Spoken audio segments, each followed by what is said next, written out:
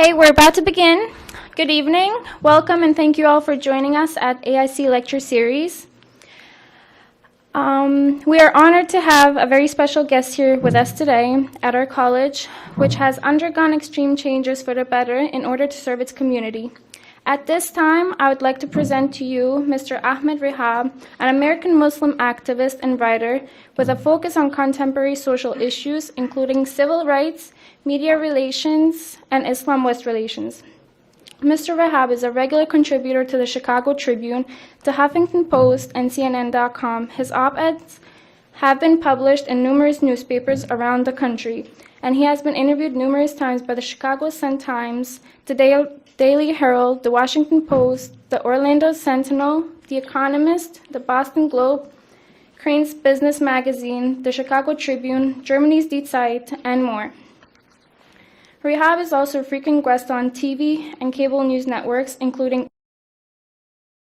NBC, CNN, Fox News, MSNBC, BBC, as well as on radio stations. His commentaries can be heard on Chicago Public Radio. We'd like to welcome Mr. Ahmed Rehab.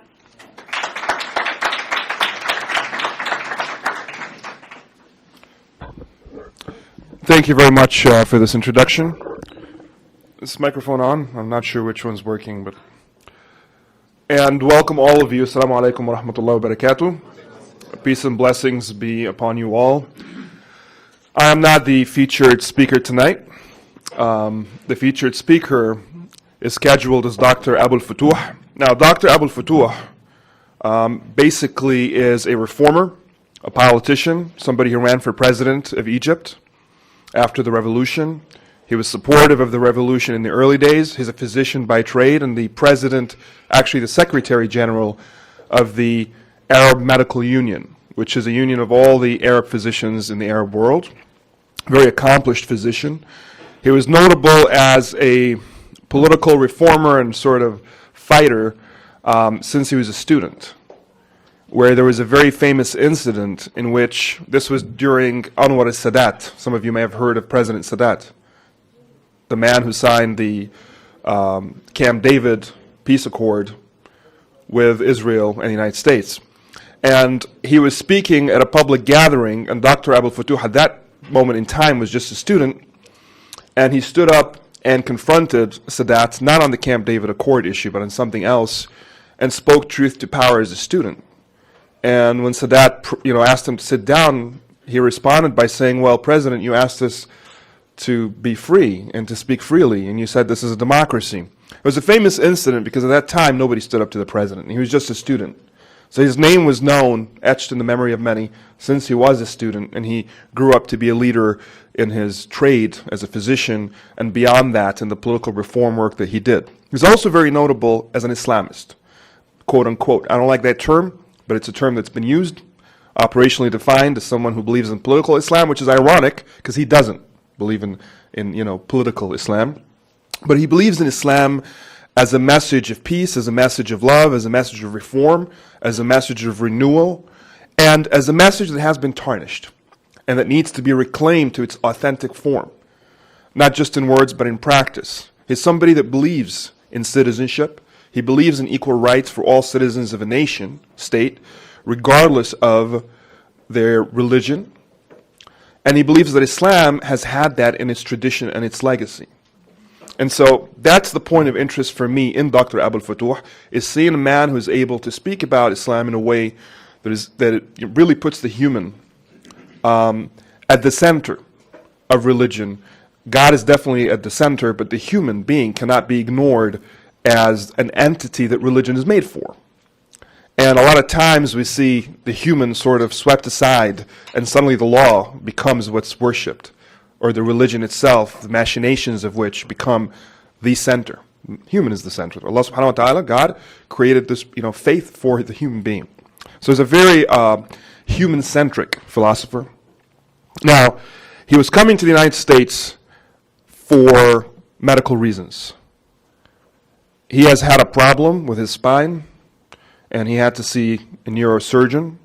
He was also speaking at another conference, the American Muslims for Palestine conference in Oak Brook, AMP. And when I learned that he was coming, having met with him in Egypt when I was there during my activism after the revolution, and having supported his campaign here in Chicago, his presidential campaign, I represented it in Chicago, I asked him to come speak at AIC, one of my favorite locations in the Chicagoland area, an organization that I believe in and support.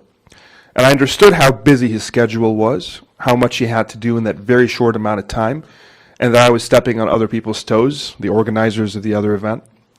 But he agreed. And unfortunately, the reason why we had to reschedule is because 2 days before he came, he was scheduled to come to Chicago, he got really sick with this problem, the spine problem. But being the adamant man that he is, he still insisted on coming, so he delayed things a little bit, and we had to reschedule. And today, he ran his sessions in the morning, and then around the afternoon session, during the session, he got the same pain again, and he actually had to leave his session and was in his hotel room when I called him an hour ago, receiving heavy treatment. Now, when he told me this, I called to say, don't come. You know, you're very sick, you're very tired, your health is more important. And he couldn't talk to me because he was being seen by the doctors, but when I finally got to him a few minutes ago, he was getting dressed and, you know, going downstairs. And I said, what are you doing? You're way too sick, you're way too tired. Because in the morning when I met him, he was limping, and I've never seen him limp before. But basically he said, look, you know, I've committed to this, people are there, they expect to see me, I can't not come. And I said, well, we understand, it's not something in your hands. It's not something in my hands, just the way it is, and we'll understand, none of us are going to die, we'll survive. He said, look, now you're wasting my time, I gotta go, and he just hung up in my face, so he's on his way. Very stubborn man. But until he is here, and he will be late, my introduction will be a little longer, and you'll have to bear with me. But the topic that we're here to discuss today is Egyptian democracy and Sharia. I think I'll focus on the Egyptian democracy part and leave the Sharia to Dr. Aboul Fotouh. But I will say something about Sharia. What is often misunderstood is the term itself, just like with the term jihad. The term jihad, possibly the most misdefined, misunderstood term that's been transliterated from one language into another. In the West, in the Western psyche, in Western media, in Western discourse, jihad has invariably become synonymous with terrorism at worst, holy war at best. Now, it's neither of those two things. I don't know where that translation, holy war, came from, because it isn't in any of the original sources of Islam. You will not find, Crusader. Exactly. You will not find in the Quran, in the holy book of Islam, the revealed book, the two words holy war anywhere in the book, which translate in Arabic to al-harb al-muqaddasa. Have you ever seen that, Dr. Rasul? It doesn't exist. It doesn't exist in the hadith. It doesn't exist in the legacy, in the fiqh. Now, so where does it come from? Well, like a lot of things, it's a projection. The closest thing we know to a holy war was the historical phenomenon of the Crusades, in which holy men gathered other men and said, it is your holy, sacrosanct duty to engage in this battle, to engage in this series of wars. And so the crusade was a holy war. Jihad is a different concept. It can be a physical struggle, but it's a much larger concept, and I'll narrow in a second. Simply put, jihad is a struggle in the way of God. Now, we all know what a struggle is. It's when you have to go uphill. It's when you have to exert an effort. It's when something doesn't come easy and it comes hard. You got to work for it. But what does in the way of God mean? It doesn't mean converting people to God. It doesn't mean forcing God's way on people. It means in the way of what we believe God to be. We have 99 names of God and a lot more literature explaining the nature of God. And so it's a jihad in the way of God, meaning in the way of patience, in the way of goodness, in the way of construction, building, inhabiting, in the way of mercy, in the way of compassion, in the way of justice. All of these virtues of God, that's the way. These are the things that we aspire to. Because you can have a struggle towards a bad direction, right? For example, peer pressure. You could be in high school. Your instincts could be telling you that you shouldn't be sleeping around. It feels weird to you, feels bad to you. But your friends are saying that's cool. It's what a man does. And so right there could be a struggle for you to try to conform. But that's not jihad, because the second part of the definition isn't there. It's not in the way of God. So it's not just a struggle. It's a struggle in the way of God, in the way of goodness, in the way of patience, in the way of compassion. Now, that is a very general concept, and it is a general concept, and it can be applied to anything in your life, big or small. We actually have a campaign that we're about to launch. You'll hear about very soon, because I'm sure it'll be all over the media, because it's quite controversial, and it was designed as such. It's called My Jihad. And the reason, the inspiration for this campaign came from three sources for me. First was Pamela Geller, the Islamophobe, who launched her own ad campaign that's been in the media for some time, in which she basically had this black background banner with this white font, or with certain colors to certain words, that basically read, "In a war between the civilized man and the savage, support Israel, defeat jihad." There were 8 different ads created later. The word Israel was changed with "support the Copts, defeat jihad." Support the Hindus, defeat jihad. Support the Nigerian Christians, defeat jihad. Support the Baha'is, defeat jihad. Support the troops, defeat jihad. Support freedom, defeat jihad. Support America, defeat jihad. She didn't have support the Martians, defeat jihad yet. But everybody else is included in there. And basically, there are 2 problems here. Obviously, the notion that everybody who isn't the civilized man per her assessment is savage. And of course, we've heard that in history many times. The black man in his battle in Africa with the colonialist white man was the savage. And the civilized man was the colonial white man. The Belgian, the French, the German, the English. But those who were living in their own land, in their own lifestyle, being attacked, pillaged, raped, burnt, enslaved, well, they were the savages. Right? We've seen this before. Native Americans, well, of course, they were the savages. And the colonialists, taking their land, killing them, forcing a new lifestyle on them, were the civilized men. In the Muslim world, with colonialism, it was also the same way. And so it's the historical irony of using these terms is missed on this woman. Not the brightest bulb in the chandelier, not the sharpest tool in the shed, but it's lost upon her. But then more problematic is the misuse of the term jihad. When she says defeat jihad, she's essentially saying defeat the struggle against hardship, the struggle to be better, the struggle in the way of God. That's essentially what she's saying. She doesn't think she's saying that. She thinks she's saying defeat holy war. And everybody who supports her thinks the same. And so what we have here is, because this term has been so stolen and abused and misdefined, there are a lot of consequences built upon that, where you can now have an entire ad campaign that everybody thinks is okay because of this central problem. So what we wanted to do was get to the root of the problem. I'm not going to sit here and complain about the word savage all day long. I want to go to the problem itself. To defeat jihad is to defeat every Muslim, because jihad is a central tenet of Islam, and if you're a Muslim, you believe in jihad. So essentially, this little phrase translates to defeat 1.7 billion people, which of course you can't do and should not do.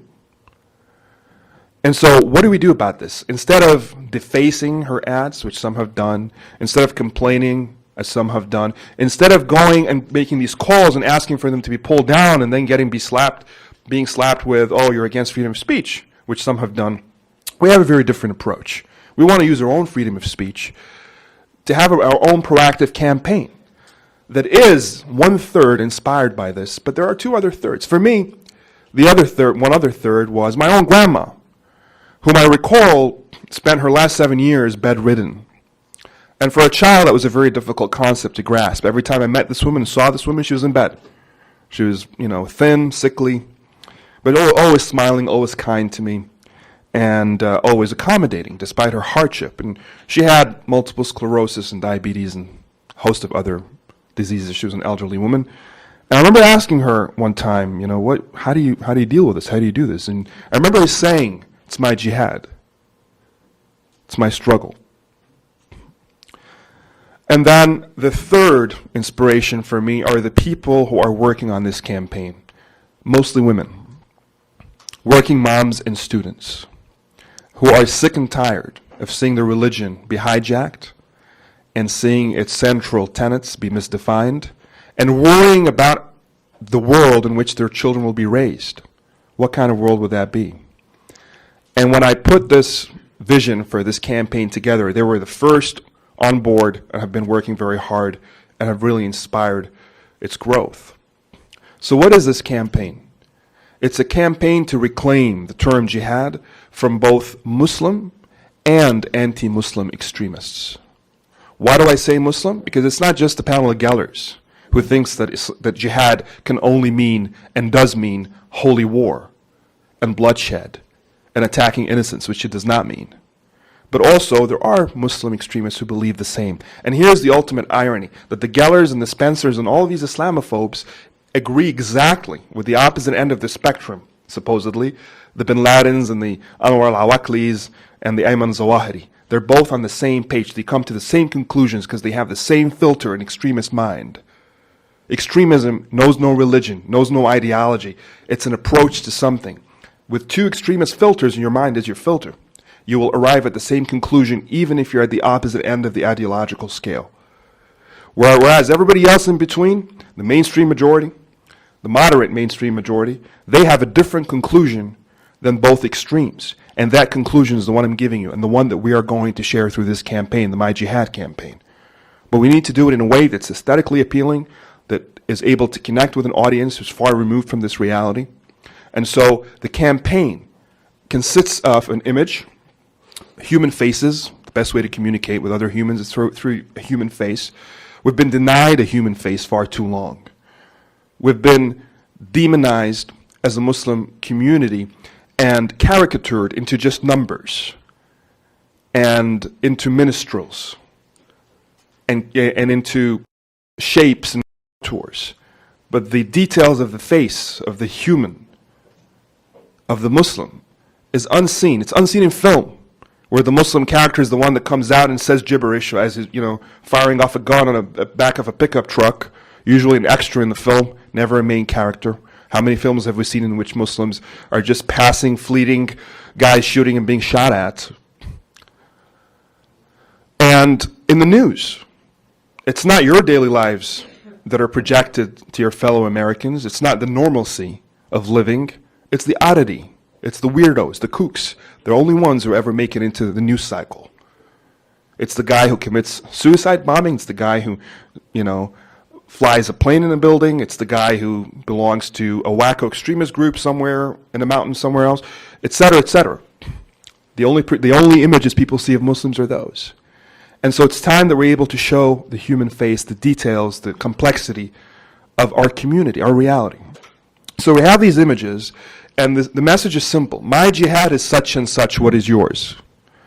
My jihad, one woman said, is to march on despite losing my child.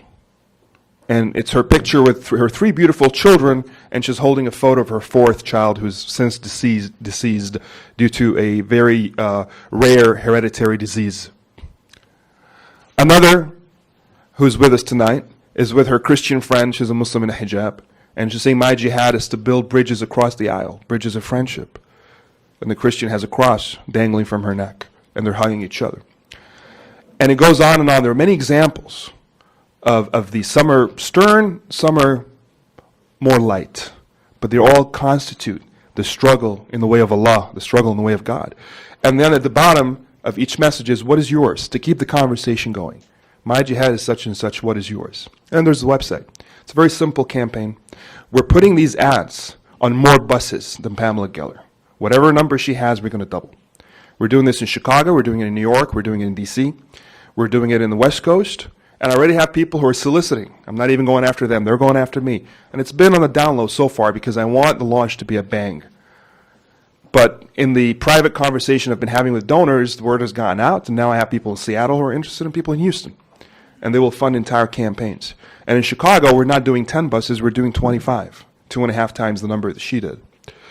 And our ads are much better looking, and the message is much better. So it's taking it back.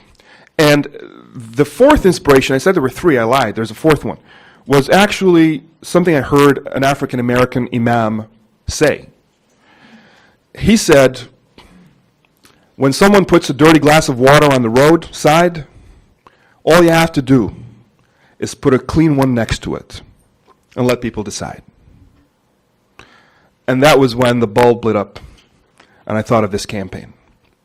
And it's also online. This is where it started. It has thousands of followers on Facebook and on Twitter where we're doing the pound, the hashtag, my jihad. My jihad is such and such, what is yours? It's brought a lot of people in, a lot of Muslims who are afraid, and this is what I wanted to change. Not only had this term been misdefined in the mainstream, but it has been relinquished by Muslims. It has been left aside, sort of abandoned, because a lot of Muslims felt intimidated and shy, and they could no longer use this term, essentially turning it over, giving it over to the other side. And so we want shock therapy. I want this word, this scary word, on a bus going right by you on Michigan Avenue to wake you up and tell you it's okay. It's a word that we believe in. It's a word we practice differently from what they think we do. It's my jihad. The word my is as important as the word jihad. And I've already done a bunch of interviews on this, and one question I'll be given is, well, what about the, okay, fine, this is what you do, great. What about the flip side? What about Al-Qaeda? What about Bin Laden? What about the flip side? You can't deny that there are people who are using jihad to kill and blah, blah, blah. My response is, what about the non-flip side? All we ever talk about is the flip side. You know the flip side, she knows the flip side, he knows the flip side. That's all you ever see on CNN, on Fox, on the BBC, on the Chicago Tribune. Trust me, we've had enough conversation about your flip side. The non-flip side, my side, is the side you don't know much about. And that's the side I want to bring in. And this whole notion of, well, but they're Muslim. And then you'll say, well, there are Christians and Jews who do bad things. They'll say, but here's the difference. They do it in the name of Islam. The son of Sam, who was Jewish serial killer, didn't ever say, I'm doing this in the name of Judaism. Well, but you can find examples of people who have committed crimes of other faiths in the name of their faiths, or of other colors in the name of their color. A simple, very simple, conspicuous example in American history is the KKK. I mean, should I go to Bill O'Reilly and say, listen, if you don't condemn explicitly the KKK every time I see you, then I'll probably assume that you're part of the KKK because you're white and they're white and they spoke on behalf of whiteness.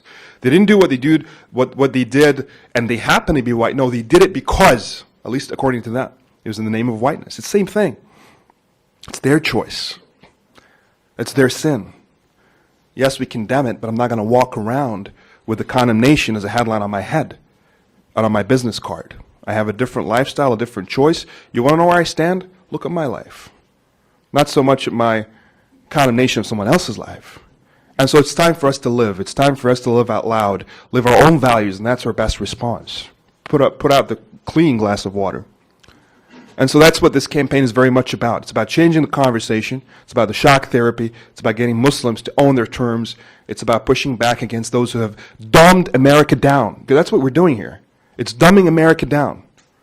Islam, with all of its rich wealth of history, all of its diversity and pluralism, a religion that has found success indigenously in all 5 continents that are inhabited, and in every country, and in every language, in every epoch, since the religion was revealed, cannot now be spoken about as if it was some cult started in somebody's backyard in 1974 with like 20 members. It has crossed that threshold. I hate to break it break the news to people. We've been living it for so many years, so many centuries. There are Chinese Muslims with Chinese Muslim buildings and Chinese Muslim fashion, and there are, people in Mali and Chad in Africa who have very unique, wonderful customs that are rooted in their Islamic traditions, in their foods and in their architecture and in their fashion. Likewise in Europe and in Bosnia and in Albania, and goes on and on and on. We're beyond that. We're beyond that conversation. What we have instead is a dumbing down, is putting these little visors on our eyes and pretending like, oh, well, I only found out about Islam on 9/11, so that's all Islam is. And everything else that happened before or since, I don't know much about, so it's not there. It doesn't help us. It doesn't make us any safer. It doesn't make us any smarter. So that's what this campaign is about. And Sharia is very much in the same boat. It's a term that is also very complex, very rich, and very misunderstood. For one, Sharia itself is not what we think we're talking about. What we are actually talking about is something entirely different called fiqh. I'll explain the difference. Sharia simply means law. Sharia, al-Sharia al-Islamiyya, or the Islamic Sharia, is Islamic law. Now, there's the source, and that's the Quran, and the Sunnah, and the Ijma'. Ijma', the Quran is the holy book, the Sunnah are the sayings and the seerah of the Prophet Muhammad, the life of the Prophet Muhammad, his example. And the Ijma' is when educated, capable scholars arrive at the same conclusion in their diversity, in their pluralism, based on these sources. And so, basically, the source, the Quran and the Sunnah, the Sharia comes from there. But in order for that to be translated into a law that we can actually follow, or legislate for that matter, it has to go through a process called ijtihad. Ijtihad is the human mind, it's the filter. It's us interpreting the original text, the original source, and then extrapolating from it this very well-defined law with bullet points that can be applied in a country or a place. So this ijtihad, because it goes through the human filter, that is the human mind, it's not a constant, it's a variable. You can have different minds interpret the same thing in different ways, arriving at different conclusions. And that's the fiqh, which is what's applied. And so you can have a more stringent interpretation, a liberal interpretation, a moderate interpretation, and anything in between. And for us to suggest that Sharia is this end-all constant is to misunderstand what we're even talking about. Now here's what really happens. First, they misinterpret Sharia to be fiqh. And then they look at the most stringent, radical, ridiculous interpretation possible, which does exist, some sheikh somewhere, and then say, well, that's your Sharia. So first, it's misdefining, and then it's limiting. And then they ignore the entire majority, which is as universal in its appeal and rational as any body of law you'll find anywhere in the West. You will not find the sort of things that Fox News talks about as Sharia in the Egyptian constitution, which is based on Sharia, because the fiqh in the Egyptian constitution was based on an interpretation that is majority, that is moderate, and that is reasonable. And it goes on and on.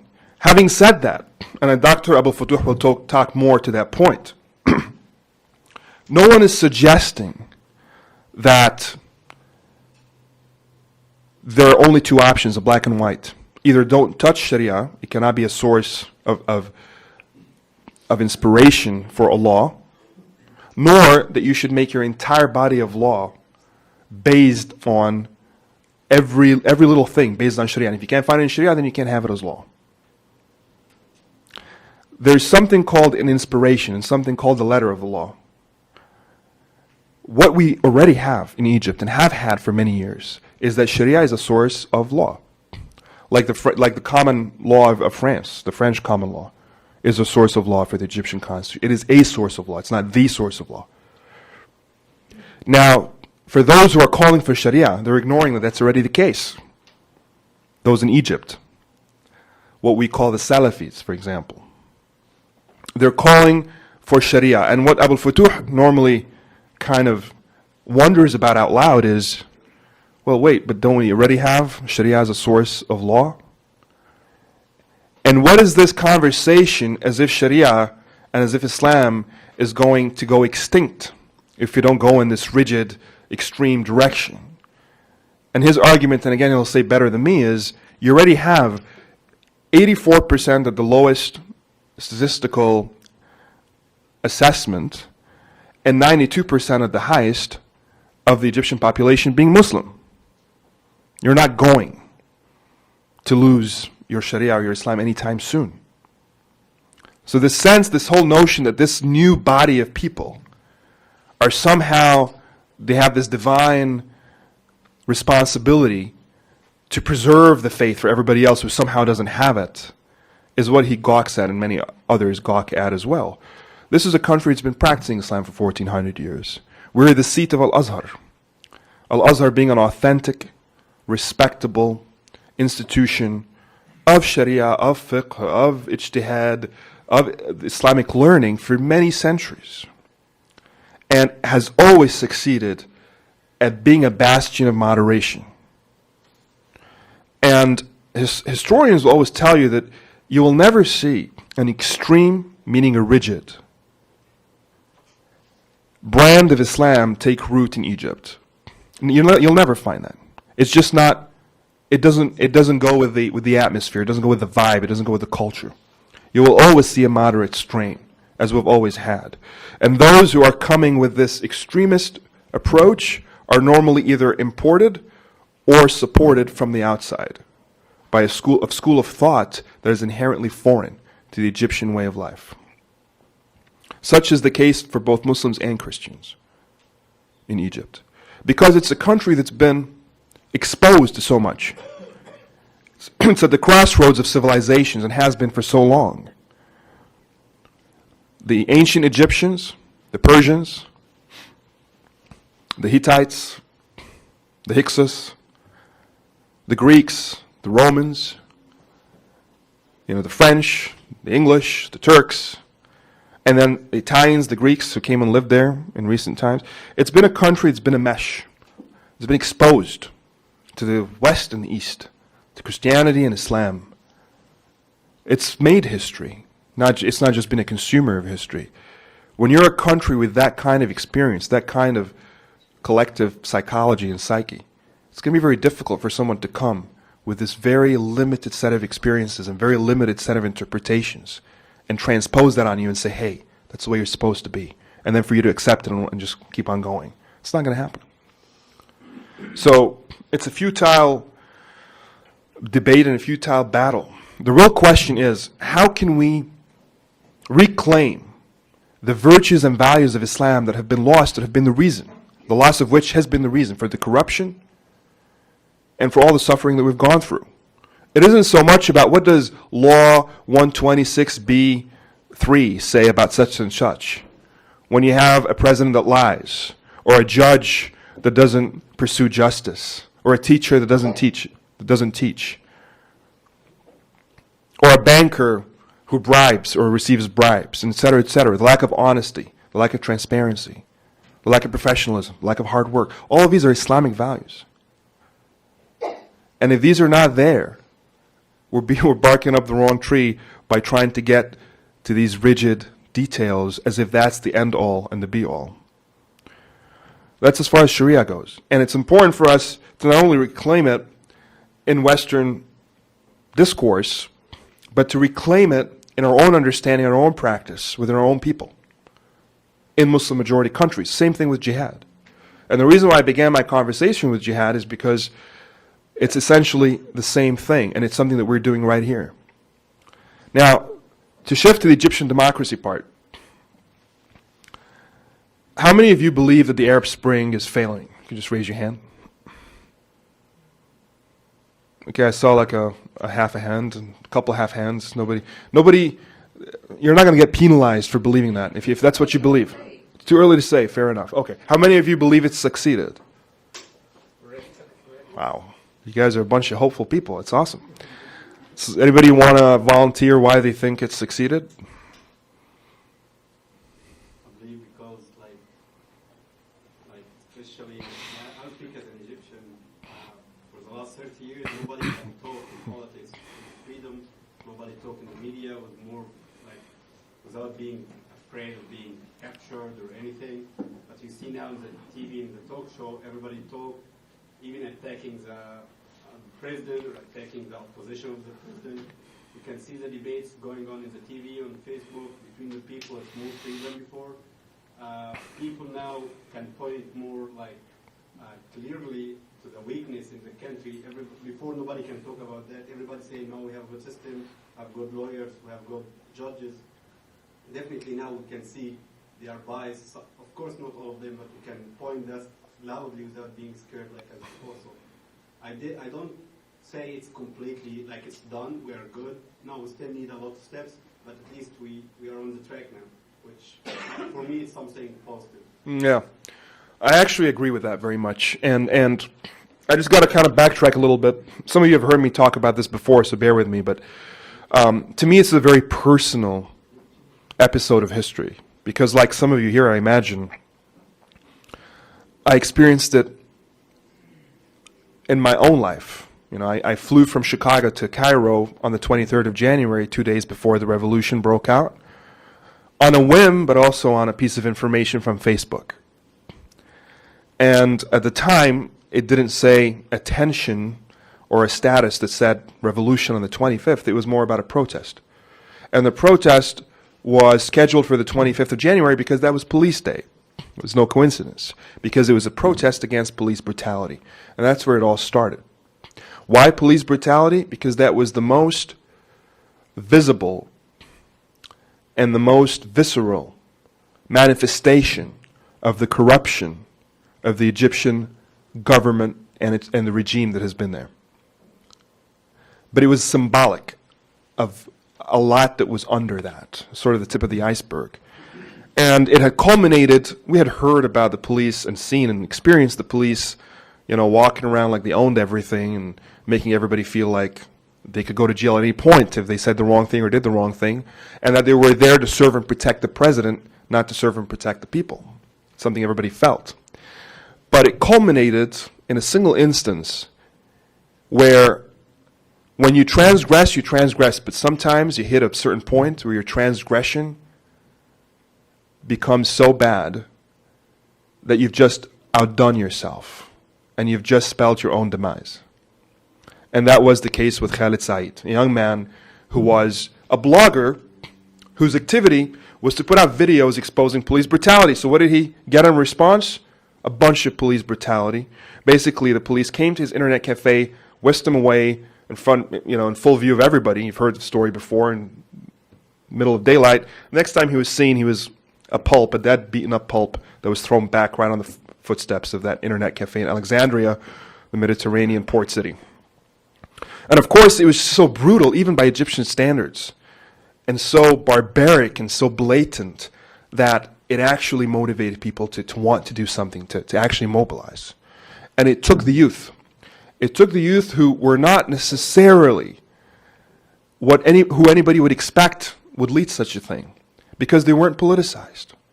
They were often accused of being distant, of being stoned, of being in a different world, playing video games, chasing girls, playing soccer, going to the beach, or listening to music videos, and just being very kind of out of it, And you have these career politicians who are political animals talking all the time about what's right and what's wrong, and the opposition saying something, the government saying something else, and everybody else just kind of staying away. It was a circus. Nobody believed in it. But then these youth who were written off were the ones who came right back in with a vengeance and took back what was theirs, their destiny. And they started on Facebook. Facebook was not the reason the revolution occurred. It was a platform of the revolution. It was the source of the revolution. That's not Dr. Aboul Fotouh. He's just a lookalike. Everybody's looking at him. And so basically, just to take you back to that day, okay? We all know it started on the 25th. But on the 25th, there were only 10 outings, 10 spots in Egypt, in Cairo specifically, that were listed on that Facebook page. A bunch of the opposition movements endorsed it. The Muslim Brotherhood did not, perhaps intelligently so, because had they done that, they would have been the big elephant in the room that the government would have easily pinpointed and attacked. The government was used to seeing these type of protests. Little did they know what kind of protest it would become, but they were used to seeing planned protests before. And their textbook approach is to pincer move, the pincer movement, and essentially take out the leaders, identify them, take them out, and then beat the rest away. And so sure enough, they had the ominous big blue trucks in which the soldiers in the black, black helmets, black clothes, black guns, black battalions marched out in a single file, circumvented around the mosque or circumvented around the square or circumvented around the university, wherever the 10 spots were. And as people filed in, they let them do their thing for a few minutes. And then soon enough, they kind of got in. Things got a little crazy. People started yelling. That was an excuse for them to start beating up. And that's where they arrested, and that's where they, abused, and that's where they got rid of these gatherings. But there was a trick.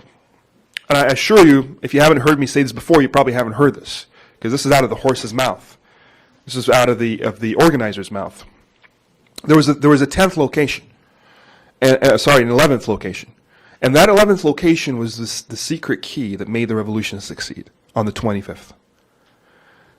Because what had happened was they knew that they had no chance on the 25th unless they got to Tahrir Square and gave the rest of Egyptians the belief that it could happen. Because on the 25th there was no momentum.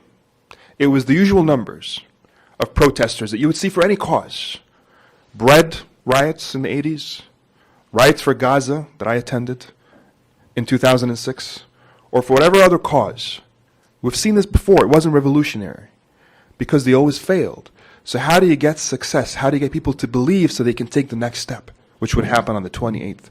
You needed to get to Tahrir Square against all odds. So to do that, they planned, and they had experts, and they looked at others who had done something similar in Serbia and in other parts of Europe, and they were in communication with these street organizers. And they basically decided the best way to do that was to have an 11th secret location. But how do you gather a large amount of people in full view of the government and call it a secret location? Well, they went into the slums on the outskirts of Cairo, and they created 10 groups of 10. And there was only one leader to each group who knew what was happening. The other 9 did not. And they had these 10 leaders practice walking from point A to point B, different points, 10 different points in the slums, to arrive at the same common destination at the same exact time, coming through different streets. They would walk fast, they would walk slow, they would walk in traffic, they would walk without traffic. They kept practicing these routes. And then they practiced the message. What message? They actually had a focus group in the slums. This is all organized. And they found that if they talked about democracy, if they spoke about freedom, it wouldn't resonate with an uneducated, mostly illiterate, impoverished crowd. They found that if they talked about bread, about the very simple needs of that community, that would resonate. And so that was the message they focused on. And so when the day came, when the moment came, when the 10 advertised locations were happening, bustling and bubbling, and people were being circumvented and attacked and dispersed, that 11th place was basically brewing. And so you had these 10 leaders leading 10 people each come through the different routes and converge on a common spot that was still deep in the slums. By the time that had happened, and each had been calling for this tested message, and others had joined, they were in the thousands already. And at that point, they were just outside the main street, and so they're able to quickly get into the main street and start marching toward Tahrir Square. By the time the government received a notice that there was an 11th unadvertised location, and by the time they moved their very thinly dispersed troops back to try to prevent that 11th group, it had gone to Tahrir Square. And of course, they pooled all the resources to try to get them out, and they did, with tear gas, with water, hoses, but it was too late. They had gone in there, And we had all received word that Tahrir Square was occupied, even if for an hour. And at that point, I had been, frankly, in one of the 10 groups that were advertised, because I didn't know about the secret one, and I had been beaten away. So at that point in time, on that specific night, I was with my friends just walking around the streets looking for action, basically. And we had begun then to run into the remnants of that final group that had just been beaten out of Tahrir, because Tahrir at that point was dispersed, it was kind of on fire, people were running out of it, and nobody wanted to go home. So we finally found a group of people, and we started marching with them in a very poor area called the Sabteya. And that was the first time I was confronted with a massive battalion, a wall of soldiers, and I thought at that moment in time that I could use my charm and wit and, talk to them and persuade them, and the guy just helped me like this, like, what are you doing here? I'm like, all right, never mind, I'm just going to walk away. And so I backed off with my friends and went home. But for the next 3 days, we knew that there was going to be something big. How did we know? It was a feeling, because there was no information sharing. First, they cut off the ominous, terrible, evil Facebook, and then they cut off Twitter. And then when they figured that wasn't good enough, they cut off the internet, period. So the entire country had no internet. And then just for good measure, they cut off cell phone access. And then to top it off, they cut off landlines. So now there is no way of human communication except with the pigeon system of old, where you can put a little message in a pigeon and send it to your friend. So everybody was sitting in their home, essentially wondering what the heck was going to happen on Friday. Why Friday? Here's the thing, too.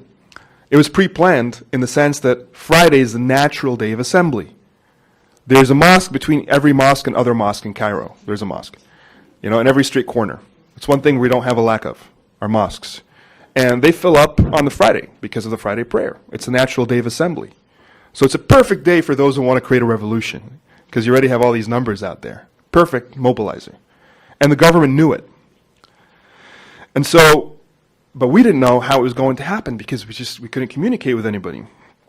So we figured we were going to, I met with my friends in my Heliopolis apartment, which is in the middle of Cairo. My parents were in the suburbs, and I had convinced them that I would stay in this small apartment in Heliopolis with my friends, because I was only here for a short vacation. I didn't want to spend my time in the Bufu land in the suburbs, and I was closer to my friends. Of course, I wanted to have free and total access to the streets and not be asked where I'm going and where I'm coming from.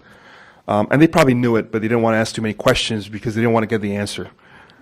They'd rather be agnostics that actually know what I was doing. So I met with my friends, and we went through the scenarios. And the scenarios were nothing was going to happen. It was just us being excited and hopeful, and as usual, things just simmer and fizzle. That was one scenario. I'm sure it crossed the mind of everybody. The other scenario was that we would actually assume it was going to happen and be the first smart Alex to start calling for something, and then look around and nobody else is, and then we'll be the ones whisked away as leaders of this and thrown in some jail, never to be seen again. And then the third was that something would actually happen. So we figured, look, let's prepare, let's hope it does, let's not be the first to do anything, but if anybody else does it, we're going to follow that person. We're in. Just let somebody else take the first call. And it seemed like that's what every Egyptian in the country did. So, just for good measure, to make sure that we got the action we wanted, we asked around our friends who were in the street, because again, it was just all now human personal interaction. There was no phones or anything. And they told us that there was this mosque called Mustafa Mahmoud in this square, which was on the other side of Cairo, across the Nile, that was known as an activist mosque. And if you were looking for action, if anywhere was going to do it, if anything was going to happen, it would happen there.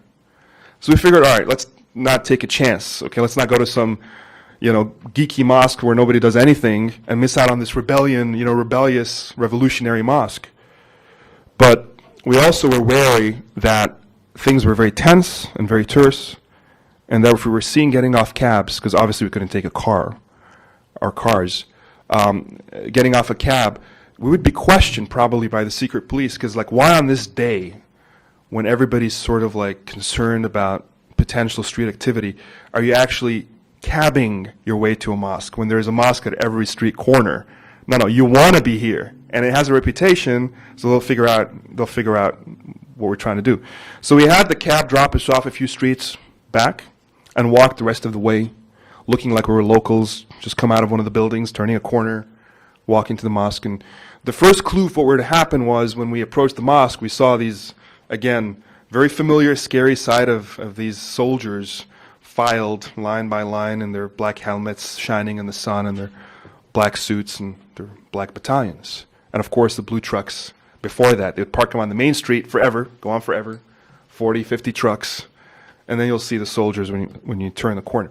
Brushing shoulders with them was a very interesting vantage point because there were so many of them in such a small file for us to walk through to get to the mosque. They were essentially, it already looked like we're being arrested. So it was a very interesting feeling walking in there. And as usual, being late, we were at the very back of the mosque. It's actually of great relevance, as you'll hear later. And we're sitting there in the overflow section, which is a little garden outside the mosque. And the imam begins to give his khutbah. This is the 28th. This is the big day, Friday. And he starts by addressing the issue, which he could not have, he had to address it. And saying, you know, my sons, my daughters, I understand where you're coming from. And he said my sons and daughters because everybody knew it was the youth that was leading this. And when he said that, something happened that I'd never seen happen in a mosque before. He's here? Okay. They applauded. And those of you who are Muslim know that you've never seen an applause before in a mosque. Right? But that's how charged up they were. I'm like, all right, this is not your usual crowd. This is a crowd that's emotionally invested in this. And then he goes to his talking point, which was probably given to him by the government. He starts by saying, but I ask you to be patient. Of course, no applause, no response. And at that point, he then ends the khutbah and begins the prayer. And as soon as he's done with the prayer, we're standing there praying, and this time we're really praying. Okay, you're praying from your heart because this could be your last prayer. You don't know what's going to happen. In the Muslim prayer, Assalamu alaikum rahmatullah, Assalamu alaikum rahmatullah, that's how you end it. And before you could finish the second part, there was this one guy who apparently did not reach the same conclusion we reached. He was happy to be the first. They just shot up in the sky. I'll never forget the back of his head because that's all I ever saw. And saying, Yasqut, Yasqut, Husni Mubarak. You know, down, down with Mubarak. And apparently everybody else was waiting for the first guy because right then the entire mosque, without exception, became this bubbling revolution of people yelling back the exact same thing in the same breath. And then suddenly, you know, flags whipped out, the signs whipped out, and everybody who looked extremely normal to me, to the point where when I was walking in, I'm like, Ahmed, with my buddy, like, nothing's going to happen here, man. This whole thing just transformed into a full-fledged revolution. We flooded into the streets, and the rest was history. Is he here? Please.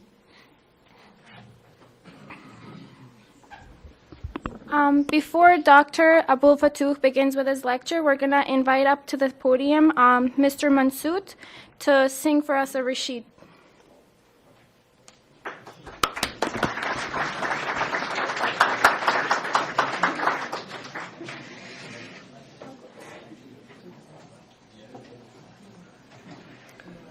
Assalamu alaikum. This was really unplanned, but I will do my best, so thanks for inviting me. في كتاب الله أتلو بخشوع مستكين فاتحا قلبي وفكري سائلا ربي اليقين في كتاب الله أتلو بخشوع مستكين فاتحا قلبي وفكري سائلا ربي اليقين في كتاب الله أتلو بخشوع مستكين إنما القرآن نور وهدى للعالمين وهو دستور حياة جاء بالحق المبين في كتاب الله أتلو بخشوع مستكين في كتاب الله أتلو بخشوع مستكين فاتحا قلبي وفكري سائلا ربي اليقين في كتاب الله أتلو بخشوع مستكين فاتحا قلبي وفكري سائلا ربي اليقين في كتاب الله أتلو بخشوع مستكين فأضاء الكون عقلا وفؤادا وضميرا سب إيمانا وعلما وجهادا مستميرا في كتاب الله أتلو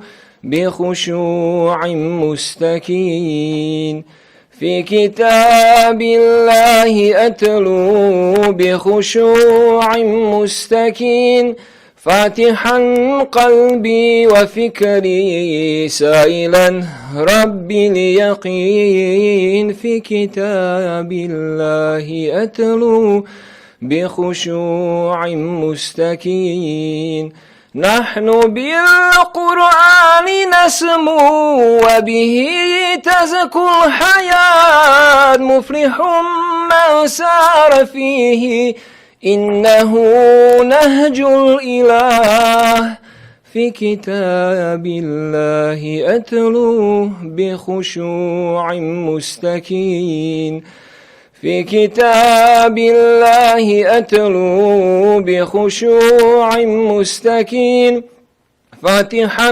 قلبي وفكري سائلا ربي اليقين في كتاب الله أتلو بخشوع مستكين فاتحا قلبي وفكري سائلا ربي اليقين في كتاب الله أتلو بخشوع مستكين.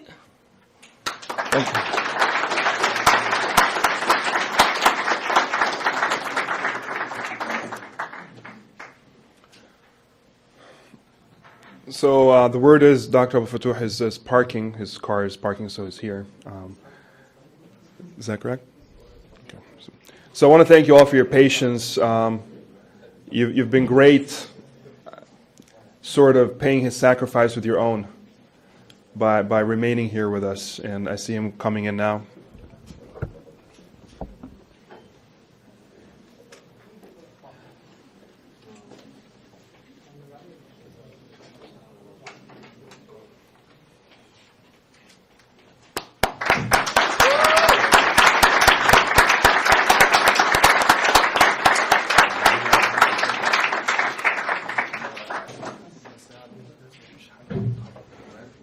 السلام عليكم.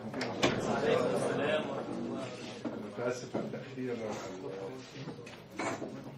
بتوعكم بيهتموا بالمرضى شوية فهم عطلوني. So I apologize for being late. Your doctors in this country pay too much attention to the patient, so they took too much time with me.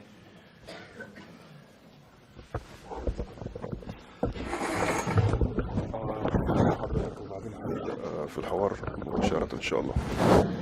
All right, so microphones here. أنا already اتكلمت عن نضال حضرتك قبل كده. أما جيت يعني ساعة معاهم. So once again, I want to formally welcome everybody to the real event. And sorry for the rant that succeeded in keeping you put for a little while. But we're very honored to have our guest of honor here. Despite his health condition, he made it here. We thank him for his stubbornness. Dr. Abdel Moneim Aboul Fotouh, who, as I said, is a reformer, someone who's been a long-standing fighter for justice ever since he was a student, somebody who is active in the medical field. His organization has done a lot of charity in the most impoverished and most barren parts of the Muslim world. And he is here with us today to talk about the topic at hand, himself being a former presidential candidate and remaining very active in political Egyptian life because he's the founder of Masr al-Qawiyya, or the Strong Egypt political party. Please help me in welcoming Dr. Abdel Moneim Aboul Fotouh. بعد كل عشان الشريعة.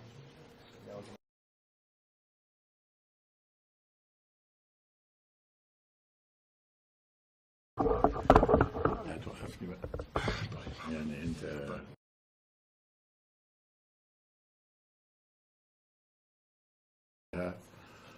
واشكر حضراتكم ان انتوا يعني اعطتوني الفرصه ان التقي بكم بالمقبلين على دراسه الاسلام سواء من المسلمين او غير المسلمين. اعظم ما في ما في الشريعه الاسلاميه بمفهومها العام، لأن حينما يقال الشريعة الإسلامية أحيانا البعض يقصرها على الأحكام المتعلقة بالعقوبات، وأحيانا البعض يقصرها على الأحكام المتعلقة بحياة الناس، ولكن لعلي هنا أنا أتناول الكلام عن الشريعة الإسلامية بمفهومها الواسع والشامل. I want to begin by thanking this wonderful university for hosting me and thanking this great group of people who were very patient and granted me the opportunity and the fortune to be able to meet you. I'm excited to be here to talk about today's topic, which is about Sharia, and to talk about its comprehensive and its general meaning, and not simply in how it has been limited into punitive edicts and rules in the people's lives. وأعظم ما في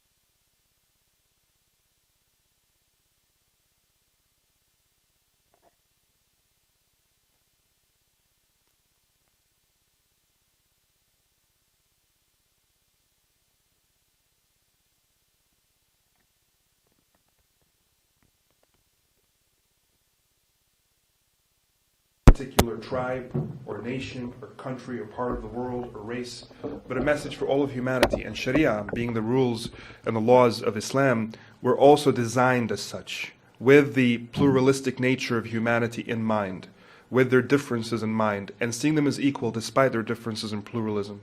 And that the Prophet Muhammad, ﷺ, peace and blessings be upon him, was sent, according to the text of the Quran, as a mercy, as a compassion to all of humankind, not to a particular race or tribe or part of the world. Again, this universality of Islam is very important.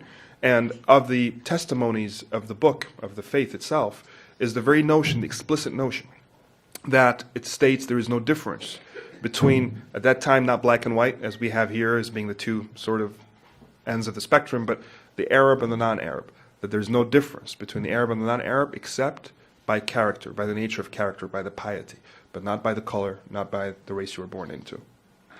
الشريعة الإسلامية بتنظر للإنسان نفسه كإنسان على أنه كائنا مكرم لكونه إنسان بغض النظر عن قبوله لهذه الشريعة وإيمانه بها أو حتى كفره بها، فهو مكرم لكونه إنسان بنص القرآن الكريم ولقد كرمنا بني آدم.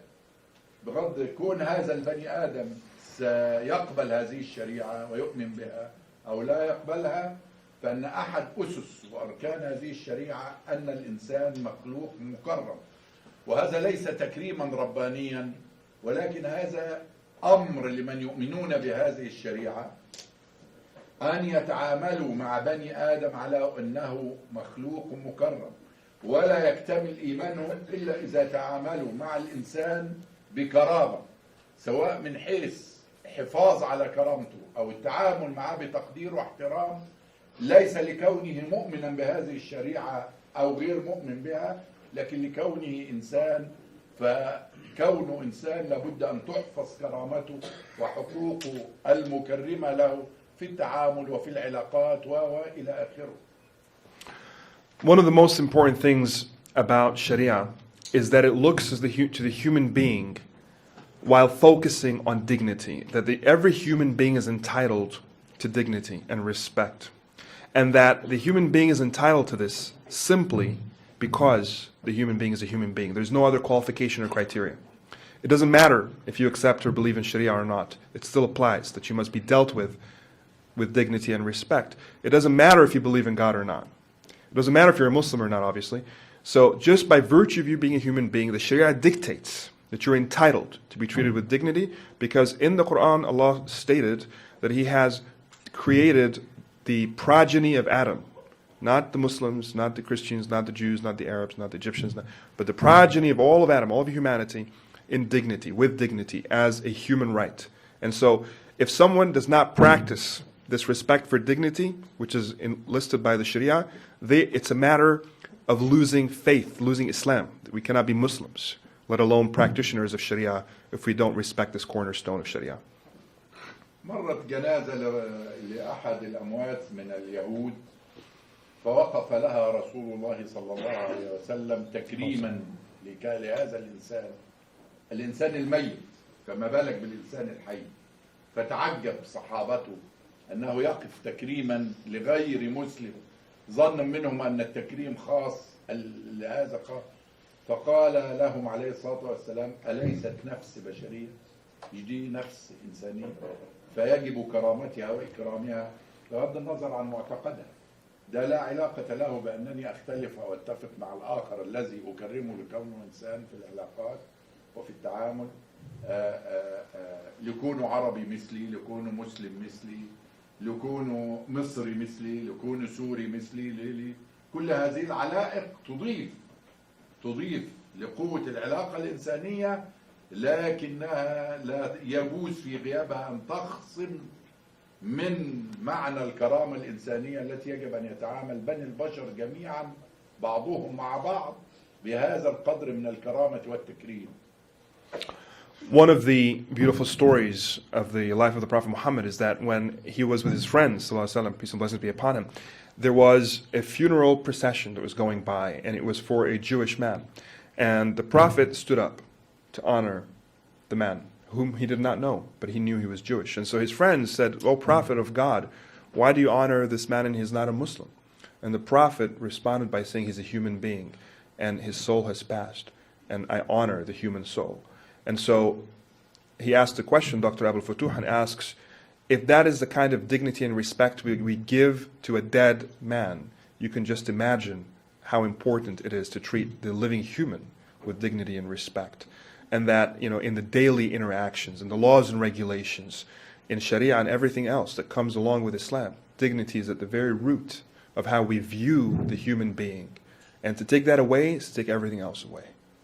والأمثلة الحقيقة الوقت لا يسع للاسترسال في الأمثلة من القرآن والسنة في هذه المسألة، وعلى المستوى السياسي والاجتماعي والعلاقات. إنما يعني يأتي رسول الله صلى الله عليه وسلم إلى بيته ويجد السيدة عائشة عندها بعض الطعام، فمن الأسئلة أول سؤال يسأل: هل أعطيت لجارنا اليهودي من هذا الطعام؟ لجارنا اليهودي اديتي له من الأكل اللي عندك ده ولا إيش؟ ولا هناكل وندعو؟ ومن بات شبعانا وجار بالإطلاق جوعان فهذا ليس بمؤمن. من بات شبعان. قد ايه قيمة التكافل الإنساني والتواصل الإنساني بين الإنسان والإنسان الآخر بغض النظر عن كونه مسلما أو إلى آخره. So it's difficult for a Muslim to remain a believer, to call himself or herself a believer, if they don't respect the dignity of other people. It's a cornerstone of our very faith, regardless of the other person's faith or creed. And this goes to all of these terrorists and all of these extremists who believe that they can just treat others with the way they treat them, of any faith, because they're not of their own creed. He tells a story of the Prophet Muhammad ﷺ once again when he came home to his wife, and she brought him food to the table, and he asked her, I have food on my table, but did you share this food with a neighbor, with a Jewish neighbor? And when she responded no, he insisted that be the case. So he said there are many stories that he won't be able to share all of them, but that show that, for example, in this case, the command of the Prophet is love thy neighbor, with no qualification to the nature or the creed or the race of the neighbor. It's in absolute terms. وفهم الإسلام بصفة عامة والشريعة الإسلامية كان ضحية أهله أو أبناء وأنفسهم، لأن الممارسات أنا دايما أفرق بين أي عقيدة أو دين أو أي فكر حتى بشري وبين الممارسة أو تنفيذ أو تطبيق هذا الفكر أو هذا الدين أو هذه الشريعة.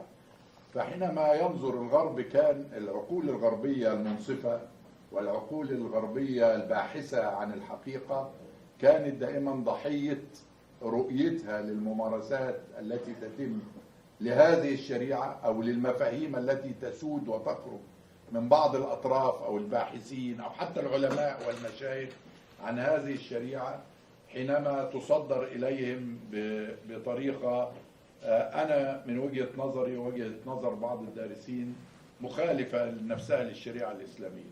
الشريعة الإسلامية التي يتربى فيها الإنسان المسلم على أن يكون متعصبا للحق وليس متعصبا لفئته ولا لجنسه، للحق أينما كان يدور معه حيثما كان، أن يكون هذا الحق مع أحد مواطنيه أو يكون هذا الحق حتى مع أحد المشاركين له في الدين أو العقيدة أو الرؤية السياسية، هو يسير مع الحق ويدور معه أينما كان.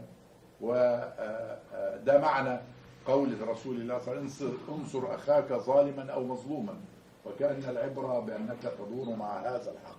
وبالتالي أنا الحقيقة بعتبر أن الشريعة الإسلامية لدى العقل الغربي كان أحد أسباب سوء فهمها وإدراكها ومعرفتها هم المسلمون أنفسهم، بل بعض الإصدارات أو الرؤى أو الفتاوى اللي موجودة في الفقه الإسلامي، بل محاولة النظر للفقه الإسلامي على أنه هو الشريعة في ذاته، ليس فهما بشريا للشريعة الإسلامية، أو الحركات الإسلامية النظر إليها على أنها هي التي تتحدث عن الشريعة وليس تتحدث عن فهمها البشري للشريعة الإسلامية والذي يقبل الأخذ والرفض والقبول. وهو هذا الحقيقة اللي يجب أن يستقر في الوجدان. احنا بنتكلم على الشريعة ولا بنتكلم على الفهم البشري، سواء كان كلام الفقهاء أو الحركات الإسلامية، فهم البشري الشريعة الإسلامية. أنا حينما أتحدث عن الشريعة أتحدث عن فهمي البشري للشريعة الإسلامية، وحينما يتحدث الشيخ القرضاوي أو الشيخ فلان أو الفقيه فلان باعتبار الحديث مؤسس على قواعد وليس مجرد ضرب بالجهل أو بسوء الفهم، يتحدث عن فهمه البشري الذي يقبل القبول والرفض. ومن هنا فإن إشكالية العقل الغربي في إنه إزاي تقول الدين والدولة وإزاي تقول الدين والسياسة، لأن معنى أنك تتكلم تربط بعض أمور الدين بالسياسة معناه أن أنت بتكلمني عن المقدس الذي لا يقبل الرفض ولا القبول. أنا أحدثك عن فهمي للإسلام في المجال السياسي والاجتماعي والاقتصادي، وما دام ده فهم البشري فهو في محل الرفض والقبول، ممكن ترفضه. فإذا رفضته أنت كمسلم كل فهم البشري للإسلام، فأنت حينئذ لا ترفض الشريعة ولا تتنكر لها كمسلم. وإذا قبلته فهذا لا يعني أنك تقبل الشريعة نفسها أو تؤمن بها كمسلم، يعني فضلا على غير المسلم اللي من حقه أو بطبيعة الحال هو يرفض الشريعة نفسها أو لا يقبلها، وده حقه أيضا لقوله تعالى فمن شاء فليؤمن ومن شاء فليكفر. ودي المسائل الحريات المرتبطة بالشريعة. You guys are probably hoping I have a really good memory. You'll see that I do, inshallah. قلت لهم هم بيتمنوا ان عندي ذاكرة حلوة، بس هم ان شاء الله هوفيهم الذاكرة. أنا أعتمد على أن أحمد رحاب، يعني إحنا بنسمع على كتاب واحد أنا وهو، فبالتالي يعني ما. He said we wrote the same book on Sharia, so we're on the same page. So basically, the first point he made was that, so to speak, Muslims or Sharia has been primarily the victim of the malpractice of Muslims. And he said that when he looks at any ideology or belief system or philosophy or idea, he doesn't look at how others have practiced it or engaged in the malpractice of it, but he judges it by its sources. You can talk about democracy and then look at the abuse of democracy and say, well, look at democracy, how bad it is. But that's not the principles of democracy. It's not the virtues of democracy. Likewise with Islam. And then he goes on to talk about that he would wish, and he believes that Islam asks us to focus on the truth. That our allegiance is not to the race from which we come, or the part of the world from which we come, or the ethnicity from which we come, or the political system that we prefer, but rather truth. And it's absolute, as much as we can interpret and understand it. And so instead of having racists and Islamists and, ists, you have truthists. People who just are allied and abided by truth. And he then goes on to talk about how the problem with how Sharia has been misinterpreted by the malpractice of certain Muslims has been where they have come to believe and teach that their interpretation of this Sharia is the only one, and to sell it as if it were the uninterpreted, raw, original law of God. But of course, as we agreed earlier before the doctor came, there's fiqh that comes as a result of Sharia through the process of human interpretation. We call it ijtihad. And all we can ever talk about and offer to ourselves in debate is this fiqh, which is a human product, rooted in a divine concept, but essentially, because human fingers are all over it, it can and must be subjected to debate, open analysis, disagreement and agreements. And if you don't take it, you're not a kafir, you're not outside of the faith, you're not accused of being a non-Muslim. And if you take it, you're not a great Muslim, you're not the best believer. It's all a subject of persuasion and debate, and that's the way it should be. It should not be left to the absolute. حينما يحول بعض المتدينين الشريعة الإسلامية أنها كم هائل من الممنوعات والمحرمات والتضييق على البشر خلافا للأصل بتاع الشريعة الإسلامية. الأصل في خلق الله إنه يهب للإنسان البراء، إنه ذمته بريئة كما يقول الفقهاء، بريئة تفعل ما تشاء وتتصرف كما تشاء دون عدوان على الآخرين. وتأتي الشريعة لتحمل النفس البشرية بعض الممنوعات. وبالتالي فإن الأصل في الشريعة هو الحل بصفة عامة، والحل يعني الإطلاق والسماح، وإن الاستثناء هو التحريم. عشان كده القرآن بيقول إيه؟ قل تعالوا أكلوا مش ما أحل الله لكم. لو قل تعالوا أكلوا ما أحل الله لكم يبقى عاوزين مجلدات يتلى فيها ما أحل الله لنا، لكن قل تعالوا أكلوا ما حرم الله عليكم، باعتبار أن التحريم هو الاستثناء، وبالتالي المحرمات محدودة في الإسلام. تحويل بعض الإسلاميين لكثير من الأشياء وإقحامهم للدين تنزلا له عن سموه العظيم في كل شيء، حتى أصبح يعني صوت الدين عالي جدا جدا، أعلى مما هو مطلوب، وليته كذلك في الأخلاق والسلوك بل في الحياة العامة. ثم محاولة تصدير الدين أو الإسلام للناس على أنه شكل من أشكال المظاهر في الملبس والمشرب وبعض المسائل السطحية، أنا أتصور أن ده كله إبعاد عن الدين وأخذه بعيدا عن جوهره وعن كونه مصلح للجوهر ومصلح حقيقي لعلاقات الإنسان سواء بربه أو بالناس أو بما حوله من المخلوقات.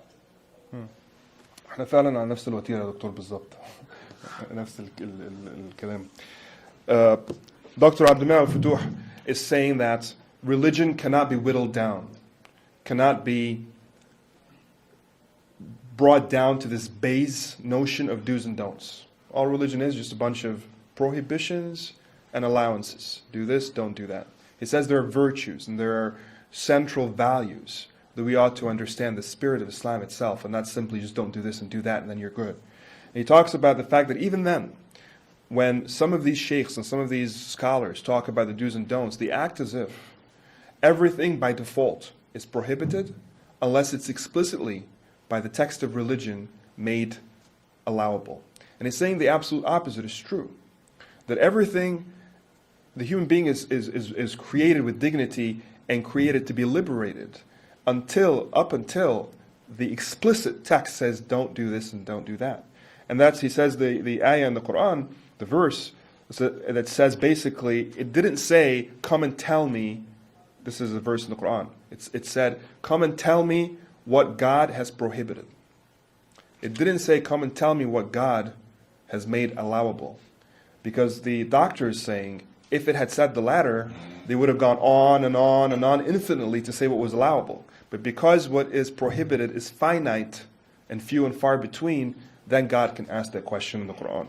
And then finally, he's saying that he believes there are those who overdo religion, and I fully support and agree that. The overdoing of religion. That religion is then put out there in people's lives and put to your face and worn on your sleeve a lot more than it was ever meant to be by God himself. And that he says, I wish then it was overdone in ethics and virtues, but not even. It's overdone in the do's and don'ts, in the controlling of others.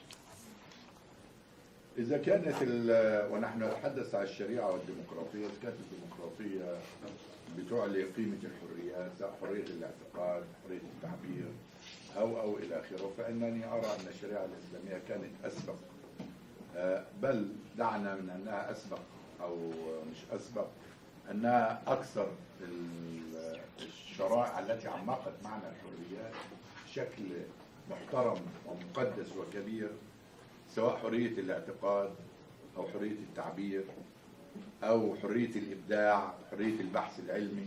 كل دي حتى أن وثيقة التي أصدرها فضيلة الإمام الأكبر الشيخ الدكتور أحمد طيب بعد ثورة 25 يناير في مصر، والتي وقعت عليها كل القوى السياسية وكل مرشح الرئاسة في هذا الوقت من حوالي سنة ونصف، وأنا كنت من موقعه عليهم، كلها كانت باسم الأزهر الشريف بتعمق وبتؤكد على هذه الحريات، حرية الاعتقاد وحرية والكلام عن قصة الردة دي حقيقة سوء فهم.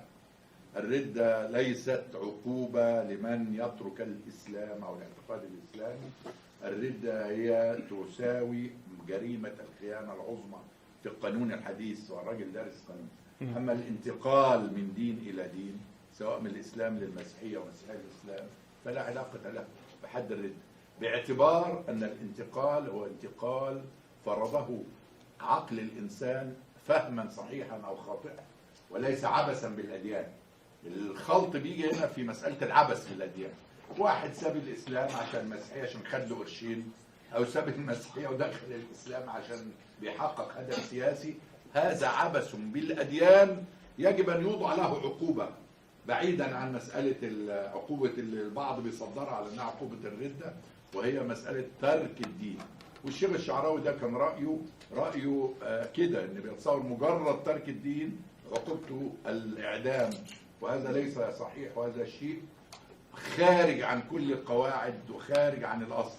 والدكتور أحمد الريسوني له بحث في هذه القضية، بحث شرعي مستفيض، لعل إخواننا هنا في الجامعة يجيبوه، وبيتفق مع رأي أنا قلته من 10 سنوات، أن الردة ليست عقوبة لترك الدين، ولكنها تساوي في قانون الحديث جريمة الخيانة العظمى. وأنا بقول ده بمناسبة حرية الاعتقاد. إنسان عقله هداه خطأ وخطيئة من وجهة نظرك كمسلم إنه يترك الإسلام، ما عجبوش الإسلام، مش قادر يدخل، مش قادر أتصوره بدون عبث ولا دون كذا أو كذا، وترك. هل يتصور إنه يقتل؟ عقله هداه يقتل لأنه مجرد إنه ترك؟ لا يمكن هذا. وكيف وتودي فمن شاء فليؤمن ومن شاء فليكفر فيه وتودي. المهم الموضوع في بحث، لكن لا علاقة، لا يمكن أن تكون عقوبة تغيير العقيدة أبدا بأي حال من الأحوال هي عقوبة القتل بأي حال من الأحوال، بل لا يوجد عقوبة أصلا. اللهم العقوبة الأخروية ودي لا شأن لنا بها، لا يوجد عقوبة أصلا، ولا حتى مجرد التقريع أو الإهانة أو الإساءة لإنسان عقله اشتغل فهداه إلى هذه المسألة، أو العكس، إنسان غير مسلم وعقله هداه أن يعتنق الإسلام، فلا يجوز أن يعاقب الإسلام على حقه في الاعتقاد بأي حال من الأحوال. والحريات الأخرى فيها تفصيل وفيها كلام، سواء حرية الفكر أو حرية الضمير اللي أحيانا بتملي على صاحب العقيدة أنه ينشرها، من حقه يحدث الناس فيها وينشرها وإلى آخره. هناك ممارسات في العالم العربي والإسلامي بل في العالم الغربي نفسه لا تمكن الإنسان لا من حرية الاعتقاد ولا من حرية الضمير.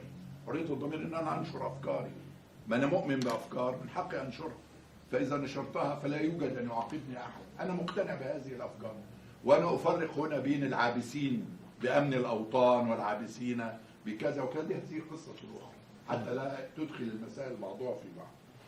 طيب أنا هترجم الجزئية ديت، وبعدين حفاظا على وقت حضرتك هنقلب السؤال والإجابة. طيب. عشان بعد 5 دقايق أو 10 نقدر إن احنا نختم.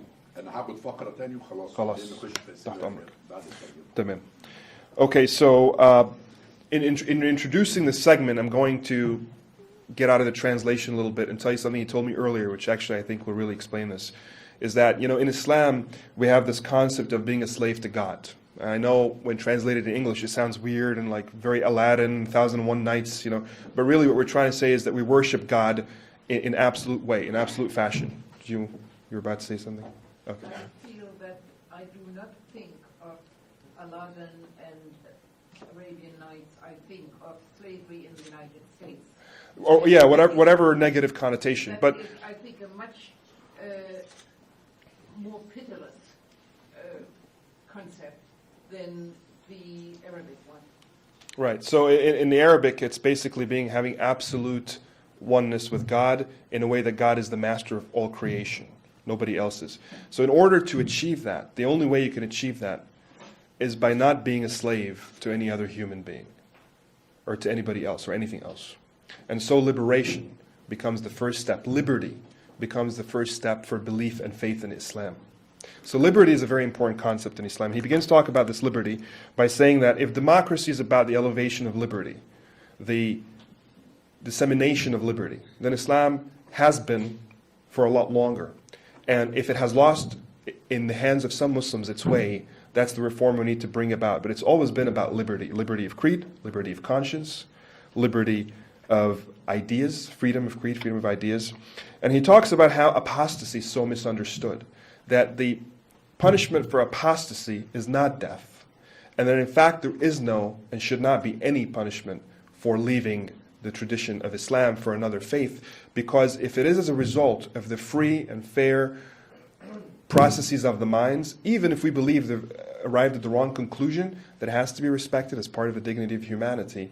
And the only punishment, if any, and the only reward, if any, is to God, not to us. It's not something we interfere with. He says where the confusion arises is where in the olden days, apostasy was more or less the same thing as grand treason as we would have it in today's law.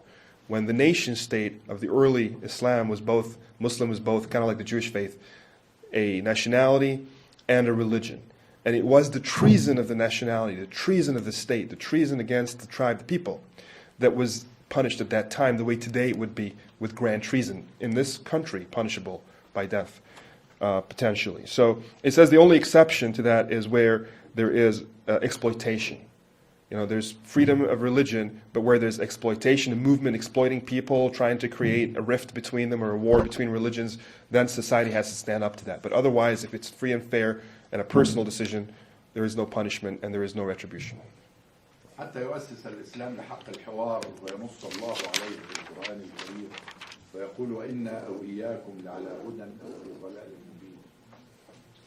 وإنا أو إياكم لأنه أحد أسس حرية في أثناء الحوار أن يكون المتحاورين على نفس المستوى من الأداء. ما أنا لو قلت لك تعالى أنا على حق وأنت على باطل، اقعد بقى لما أفهمك الباطل اللي أنت عليه. طب ما ده يبقى حوار ده.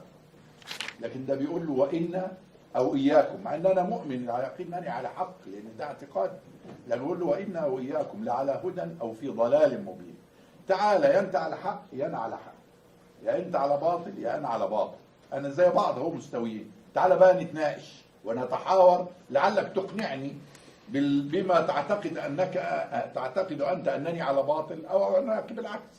فيقول له وإنا في القرآن أو إياكم لعلى هدى أو في ضلال مبين، مش وإن على هدى وأنتم في ضلال مبين فاجلس نتحاور يا أيها الضال المبين.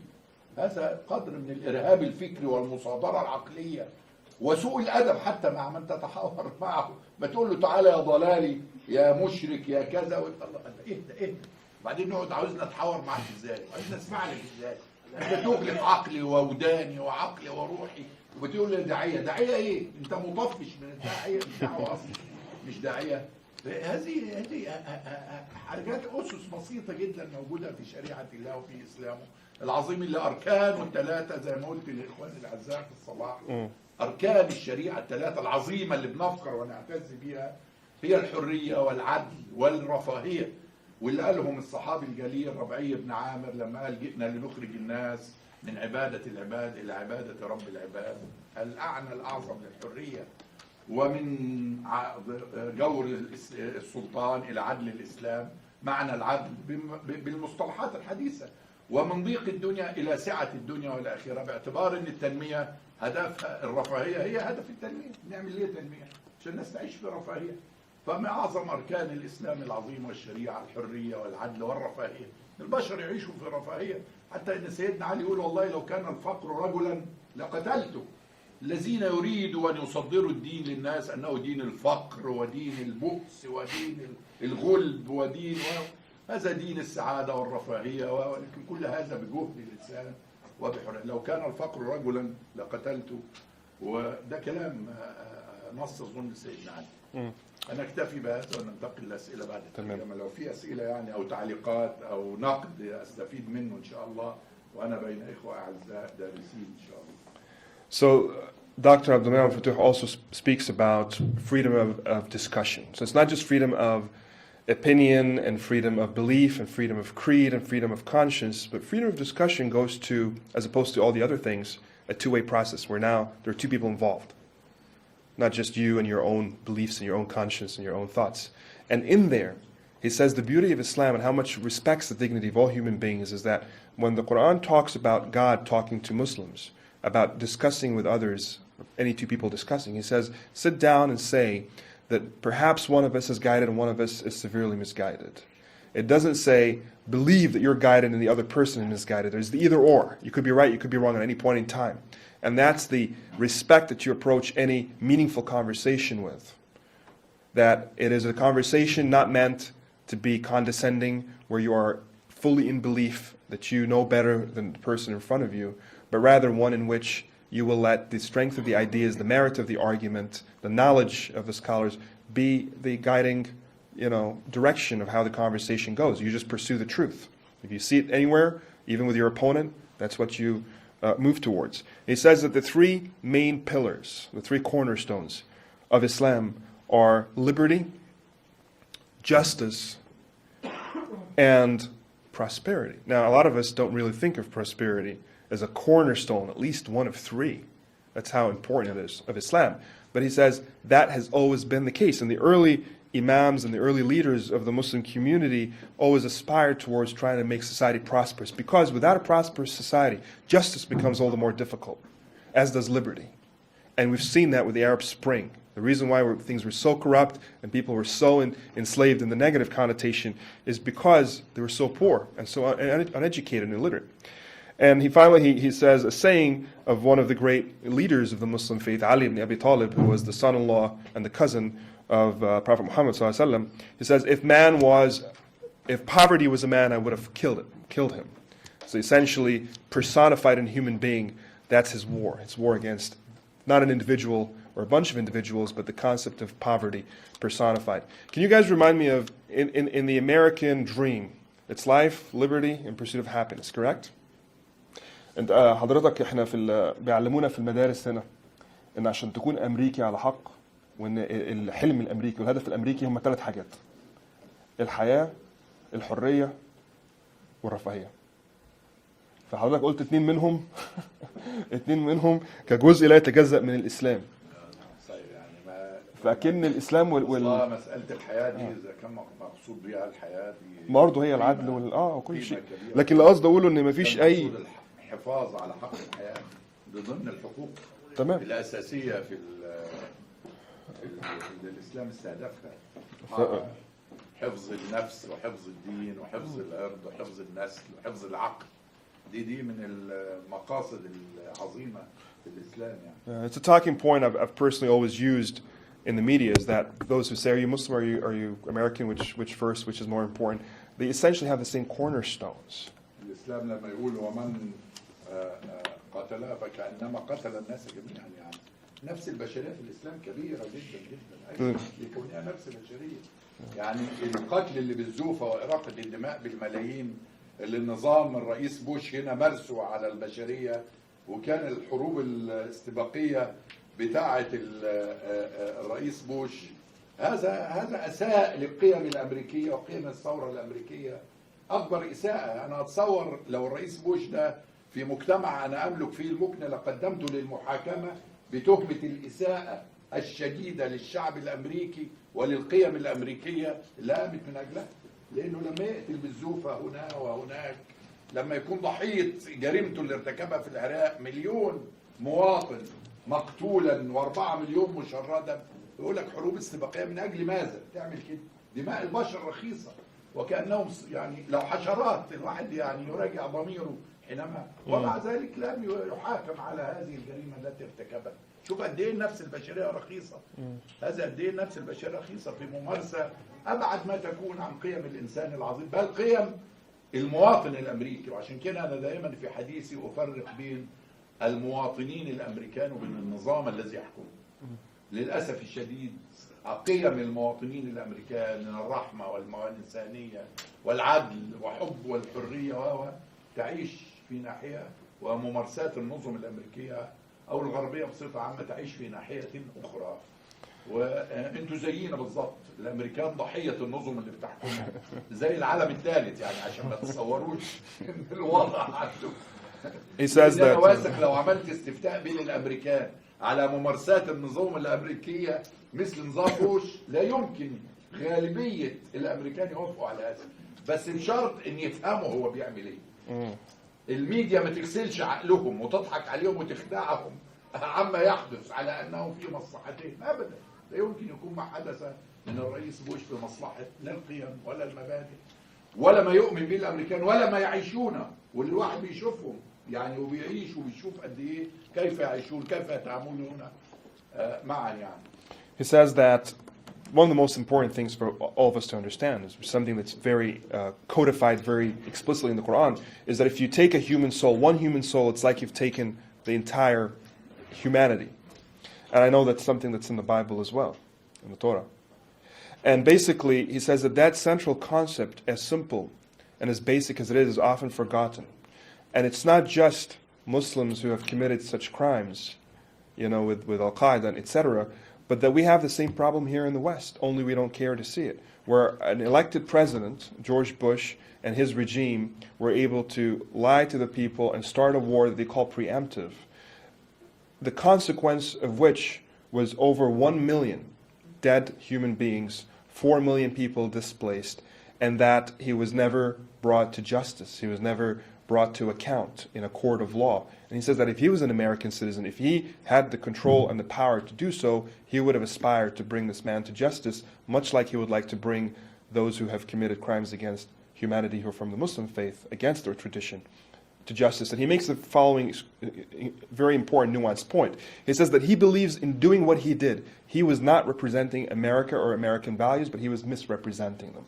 And that he believes that if he were to run a survey of the American people, with the condition that they would be fully aware of the real deeds of the regime, the American regime and the American government, that the majority of them would say no. The majority of them would be on the opposite side and would stand with humanity, stand with life, and not with these political wars that cause death and destruction.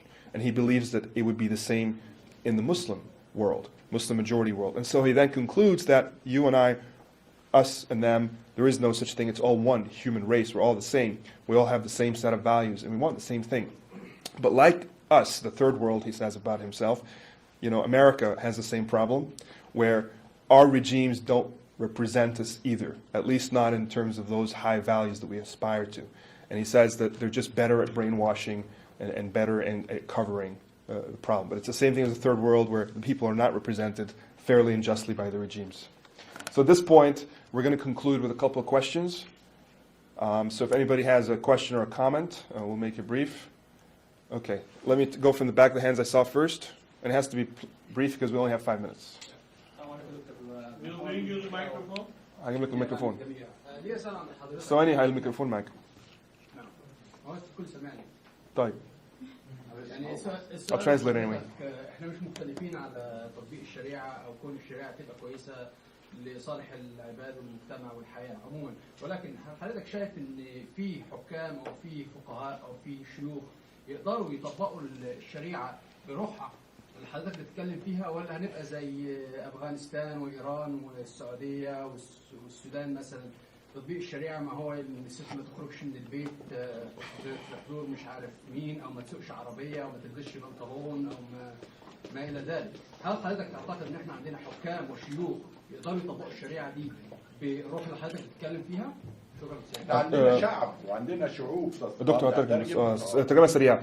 The question was, we understand that Sharia can be something that is very human-centric and very positive, but my concern is, are there rulers who see it the same way that you do and who would actually apply it that way, or will it always just whittle down to being the same old, very limited, backward, regimented interpretation that we see in the Taliban in Afghanistan or in the Sudan or in Pakistan or in Iran, or et cetera, et cetera.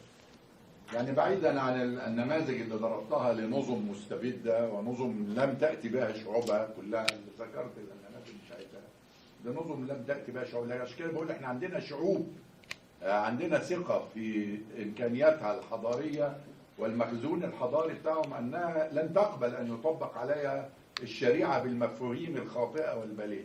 وحينما تقوم ثورة في يناير يقدم أطهر شباب مصر أرواحهم في عمل سلمي مقابل إنقاذ وطنهم ببسالتهم واستشهادهم، ويرفعوا شعار حرية، عدالة، كرامة، إنسانية. هذا هو تطبيق الشريعة الإسلامية، اللي البعض اللي عاوز يحاصر الشريعة الإسلامية في جزء من نظامها القانوني وهو العقوبات، أو يحاصرها في بعض المظاهر الخايبة، إن يعني الشريعة الإسلامية إن حصار المرأة ومطاردتها حيثما تكون على أنها مخلوق شرير يجب أن يحاصر. هذا التخلف كله لا علاقة له بالشريعة الإسلامية. إن كونك تسحبه وتجيبه وتقول الشريعة الإسلامية تمنع المرأة من قيادة السيارة وتسمح لها حتى بمفهومك الضيق إنها تركب مع أجنبي وغير محرم، لكن ما تقودش السيارة، وبعدين تستند هذا للشريعة. طب قول والله ده مش عاجبني، أنا مخي كده، مش ممكن أسمح بكده، أقول كل ده يخصك، لكن تلبسه للشريعة الإسلامية. ليش؟ عشان كده كنت بقول الشريعة ضحية بعض وبالتالي الأمثلة اللي ضربتها دي كلها معناها أمثلة بسيطة وكذا. الأمر الثاني الشريعة الإسلامية أوسع وأفهم وأشمل من أنها، عشان كده أنا ثقتي بعد الله في الشعوب التي تمتلك مخزون حضاري على مدار 15 قرن كان فيه ما فيه من سلبيات، لكن هذا المخزون الحضاري هو الذي سيفرض التطبيق الوسطي للشريعة.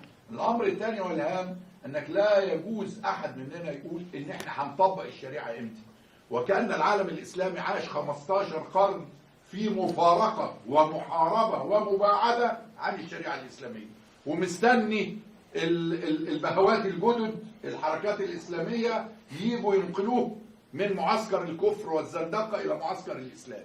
الشريعة الإسلامية إحنا فين؟ إحنا القانون المدني المصري حوالي 95% منه اتحط حينما وضعوا السنهوري هذا الفقيه العظيم، اتحط طبقا لمبادئ الشريعة، ونسبة خروجه عن الشريعة أو بعض مبادئ الشريعة قليلة جدا. قانون العقوبات في شيء بعض في مخالفات موجودة في القوانين للشريعة لبعض، لكن انك تتصور ان هذا العالم الاسلامي اللي عاش 15 قرن بالاسلام وبقيمه ومبادئه آن الاوان لانه يدخل الاسلام اصلا. هذا يعني انت عاوز تقول ان المجتمع او الحالة الشعبية المصرية في اي بلد من بلدان العالم الاسلامي هي نفسها تساوي الحالة اللي موجودة في موسكو مثلا، فحيث متى تدخل موسكو الى الشريعة زي ما تقول متى تدخل القاهرة. هذا حتى مجافي للواقع وللحقيقة وللعقل وللمنطق، وبالتالي هناك بعض العطب لحق بالجسم الإسلامي على المستوى الحكومي والشعبي والمؤسساتي، يحتاج لعملية إصلاح وترميم، مش عملية إعادة بناء أصلا للإسلام وللشريعة. زي ما حد يقول إمتى بقى هنطبق الشريعة، وكأن إحنا الشريعة غايبة عن حياتنا وأخلاقنا ومبادئنا وممارساتنا 100%. لا، ليس صحيح، في خلل موجود. Dr. Aboul Fotouh basically believes this whole debate about Sharia is dumbed down and is oversimplified. And as such, the questions and the answers that are given are not even the right questions and therefore not the right answers. He's saying that every country that was mentioned, Saudi Arabia, Afghanistan, Sudan, Iran, etc., none of these came with actual, the people's choice. These were sort of transposed on people by powerful men. And that he believes, therefore, that the problem are the governments and that the solution are the people. And he says that whatever has resulted out of these power centers that are non-representative of the people that they rule is in turn problematic, including the so-called interpretation and rhetoric and discourse on Sharia. And he goes on to say that, for example, he finds it silly, in his words, that there is a debate about Sharia, about a woman in Saudi Arabia, whether she can drive or not. And he says that's such a silly debate to be had, and that it is mind-boggling that a Muslim would have more of a problem with the woman driving her own car than being driven around with a strange man who's the driver. And he's saying, Islamically speaking, the latter would be more problematic.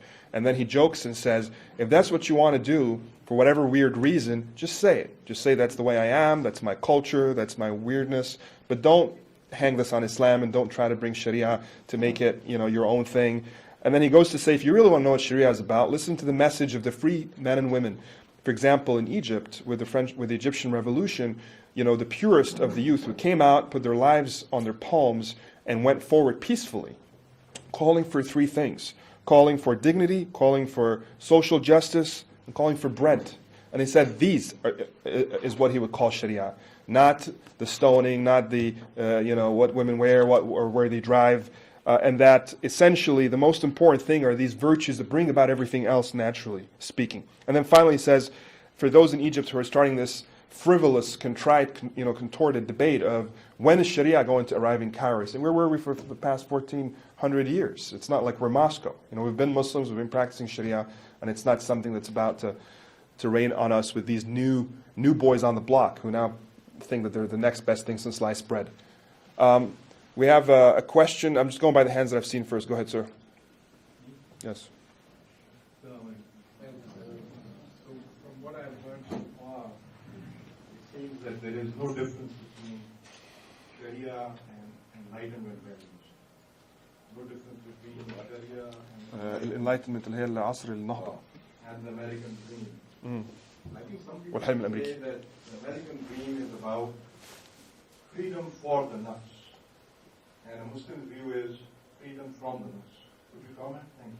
هو بيعتبر ان الحلم الامريكي هو عبارة عن حرية للنفس، ولكن بيعتبر ان الفلسفة الاسلامية هي حرية من النفس.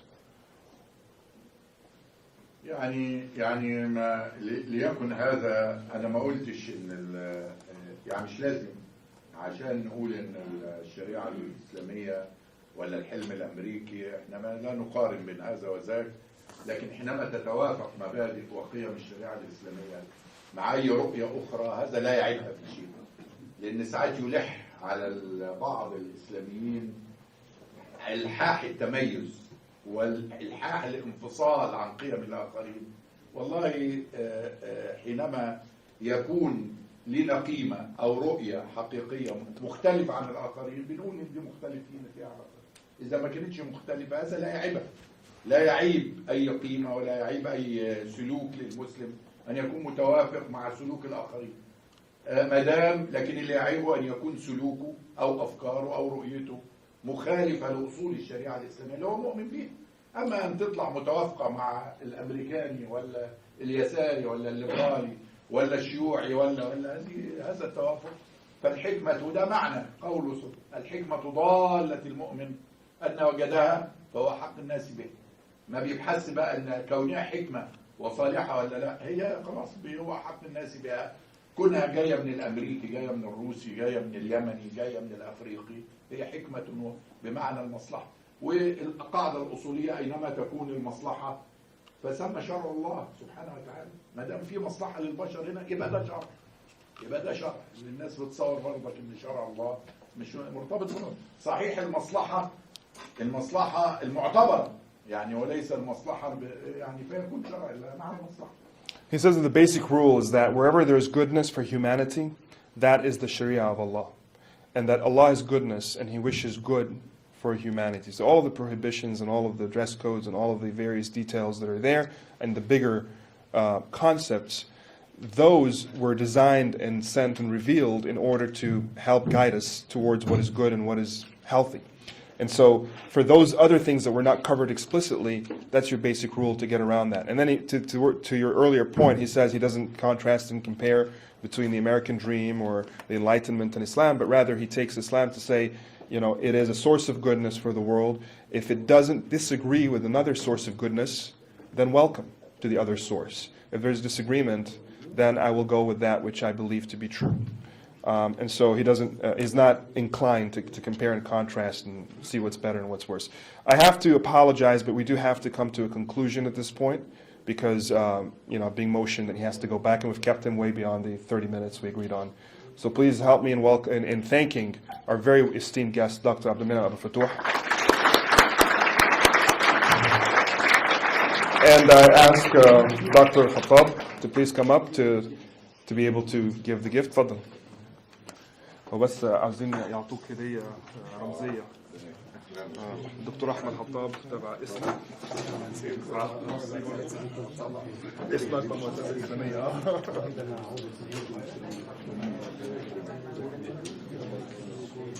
تفضل.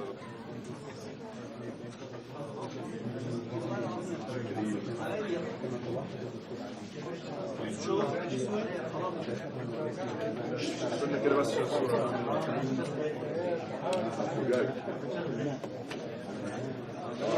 مش عارف.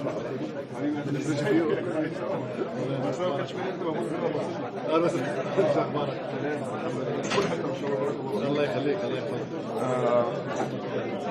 تمام كده؟ تمام. عندكم محاضرة الساعة 7:30. الساعة كام دلوقتي؟ الساعة 7:30.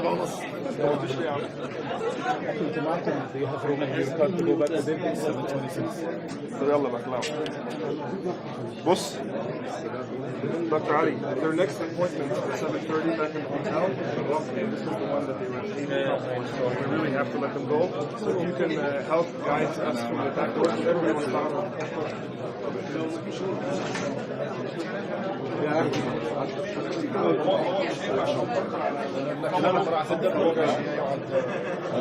تفضل يا معلم. السلام عليكم. السلام عليكم ان شاء الله.